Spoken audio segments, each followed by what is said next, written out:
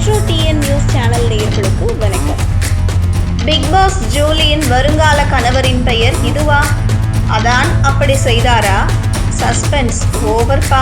ஜல்லிக்கட்டு போராட்டத்தில் பங்கேற்று அடையாளப்பட்ட Julie big pass நிகழ்ச்சியின் முதல் சீசனில் கலந்து கொண்டு மேற்கொண்டு பிரபலமடைந்தார்.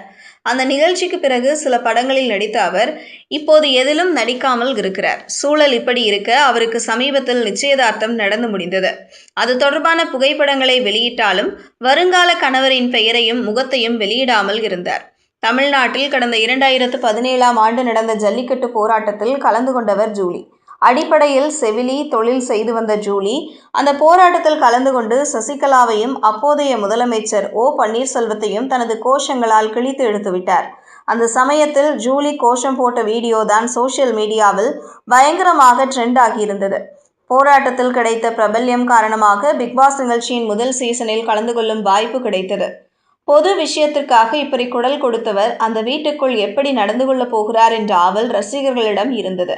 ஆவல் மட்டுமின்றி ஜூலிக்கு ஆதரவாகவும் ஒரு ரசிகர் கூட்டம் இருக்க செய்தது என்பது குறிப்பிடத்தக்கது. நிகழ்ச்சி ஆரம்பித்த சில வாரங்கள் கமுக்கமாக விளையாடிய அவர் போக போக பல வேலைகளை செய்ய ஆரம்பித்தார். அதிலும் ஓவியாவுடனான சண்டையில் அவர் செய்த சில விஷயங்கள் குறும்படம் போட்டு நிரூபிக்கப்பட்டது. அதிலிருந்து ஜூலி மீது இருந்த பாசிட்டிவ் இமேஜ் எல்லாமே நெகட்டிவ் இமேஜாக மாறியது. அது அவருக்கு பெரிய அதிர்ச்சியையும் கொடுத்தது. பிறகு பிக்பாஸ் நிகழ்ச்சியிலிருந்து எவிக்ட் செய்யப்பட்டார். அந்த வீட்டிலிருந்து நெகட்டிவ் இமேஜோடு வெளியே வந்தவருக்கு கோலிவுட் கதவுகள் திறந்தன. அதன்படி சில படங்களில் நடித்தார். அதுவும் ஒரு படத்தில் அவர் போட்டிருந்த அம்மன் வேடத்தை வைத்து கலாய்த்து தள்ளிவிட்டார்கள் ரசிகர்கள்.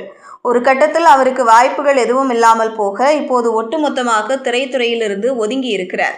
நிலைமை இப்படி இருக்க சமீபத்தில் அவருக்கு தனது காதலருடன் நிச்சயதார்த்தம் நடந்தது.